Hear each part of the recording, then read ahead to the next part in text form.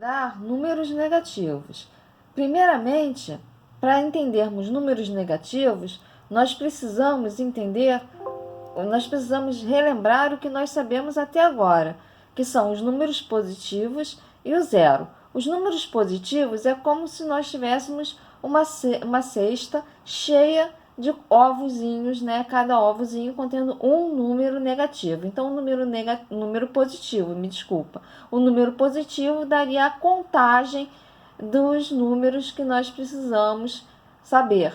Foi por isso que a necessidade da criação dos números positivos, a necessidade de contar o que nós possuíamos. Então, nós temos aí na cestinha 1, 2, 3, 4, 5 ovos. Então, nós temos 5 números positivos. Número positivo, 5.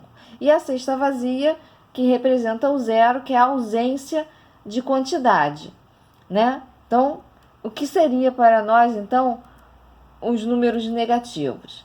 Vamos ver. Como pensar números negativos? Sabemos que existem temperaturas muito baixas e até temperaturas negativas, como nós vamos para um frio no inverno de países muito frios, nós temos temperaturas abaixo de zero, né? Então, temperaturas, como expressar isso? Como pensar isso numa representação numérica? O que é o abaixo de zero? Nós sabemos que zero é ausência de quantidade. O que é o abaixo de zero? O que é uma menos quantidade, né? Vamos pensar nisso. Como a gente pode definir dívidas? Dívidas que nós temos, ou seja, eu vou no mercadinho e vou comprar 1 quilo de feijão, mas eu não tenho como pagar esse 1 quilo de feijão. Então, o dono do mercadinho anota a minha dívida. Minha dívida é 1 quilo de feijão, né? Como representar matematicamente essa dívida? Ou seja, aqui um exemplo, como representar uma dívida de R$50? Bom, para isso nós usamos os números negativos. Seria bom vocês pensarem um pouco em como é essa representação. Então vamos parar, vocês pensam em como representar esses números negativos, essa temperatura abaixo de zero e essa dívida de R$50. E aí nós voltaremos à discussão sobre esses temas. Então, vamos agora pensar nessa discussão sobre esses temas. Primeiro, pensando na dívida. Como representar essa dívida de R$50? Como expressar um número negativo de R$50? Então, botar menos 50. Menos 50 é a quantidade que me falta para eu pagar R$50. Então, eu não tenho R$50, me falta R$50. Então, eu tenho um menos na frente desse valor de 50. Se eu tivesse R$50, seria 50 positivo, mas eu não tenho, então eu tenho menos 50.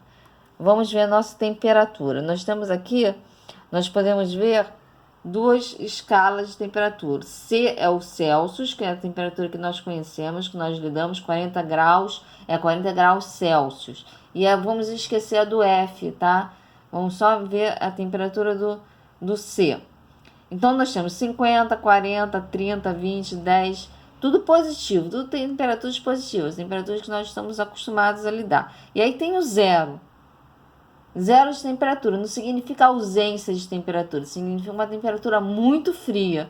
E aí abaixo nós temos 10, 20, no sentido para baixo da linha daqui, para baixo dessa linha. O que são essas temperaturas? Desculpa. Essas temperaturas que eu tô circulando agora, fazendo uma aspas ali, em vermelho, elas são temperaturas negativas. Então, são números negativos. Então, é menos 10 graus, menos 20 graus. Quanto mais eu abaixo essa temperatura, mais frio fica, mais número negativo eu tenho. Então, os números negativos, eles servem para expressar a falta e a intensidade de alguma grandeza física mais baixa que o zero. Então, como a gente representa isso no eixo matemático? Do zero para a direita, nós temos os números positivos. Do zero para a esquerda, nós temos os números negativos. E quanto mais à esquerda for, menos 1, menos 2, menos 3, menor é esse número negativo. Os números negativos também vão de 0 a infinito, assim como os números 0 a menos infinito, assim como os números positivos vão de 0 a mais infinito. Eu espero que vocês tenham entendido. Muito obrigada. Até mais.